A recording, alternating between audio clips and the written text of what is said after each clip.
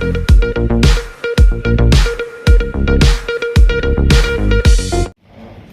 one of you guess why your lucky is visible in front of me? Any guesses?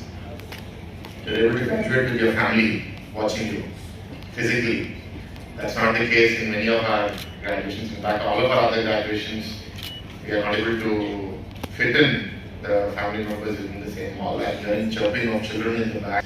So this is a special moment for you, thoughts for you and for your family that are here. I want to thank our chief guest, Professor Sanjay Zurpe, for accepting our invitation. So he's leading the Public Health Foundation of India.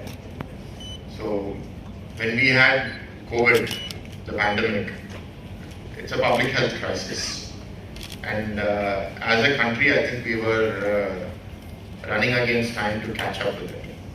And the predecessor of Professor Sanjay, Dr. Srinath Reddy, is on the advisory board of Geetam, someone I respect greatly. And Professor Sanjay, he speaks very highly of you, sir, and I think you have a lot of responsibility on your shoulders, because next time we get something like COVID as a country, I think we should be much more prepared. And I think the idea of One Health for the survival of humanity, because COVID as a disease was not very fatal.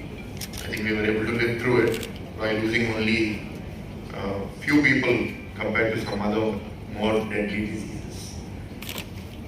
Why is this important for you all? You're going into a future where the world is changing rapidly. One of the things that is protecting you today is regulation. But if regulation were not to be as rigid, artificial intelligence will do almost all of the work that you do right now as a medical graduate. Are you aware of that? Yes? In fact, it will do better. For our radiologists, I believe that there is technology today that will identify tumors and diseases 6 months before a human eye can identify it. So what does this mean? That the world is changing so rapidly, technology is changing so rapidly, that if you don't stay on top of the developments in your field, and if you don't identify how you are going to be unique, I'm going to elaborate on what being unique means. And both leaders speaking before me had mentioned Swati. I had spoken to Swati when she had helped deliver the baby. Now I asked Swati how much of your skills helped you, right? So she said I was lucky that I was able to have a gynecology posting, so I had some experience doing it.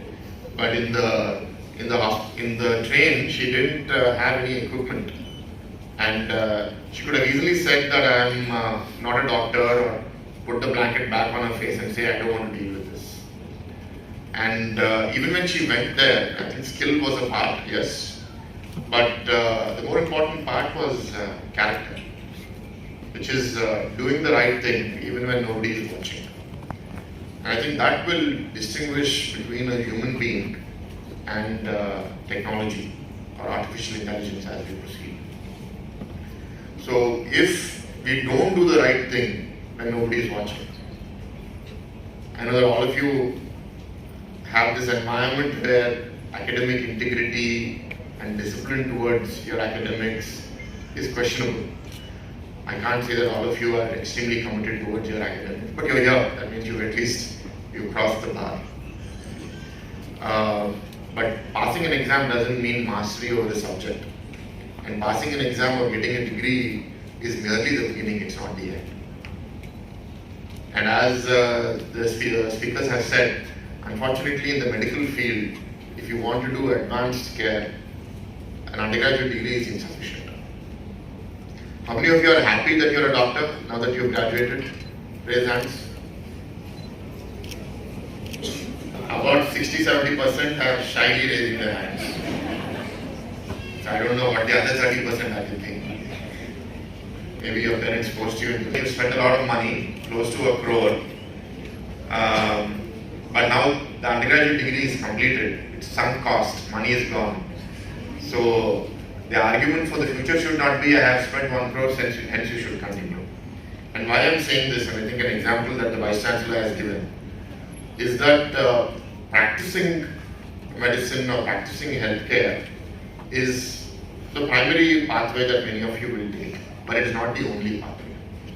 There are many things that India require in the area of healthcare, which is including but not limited to research on drug discovery, new treatment methodologies, new equipment, which all of you can go in, and that doesn't require you to go and study a postgraduate degree in medicine.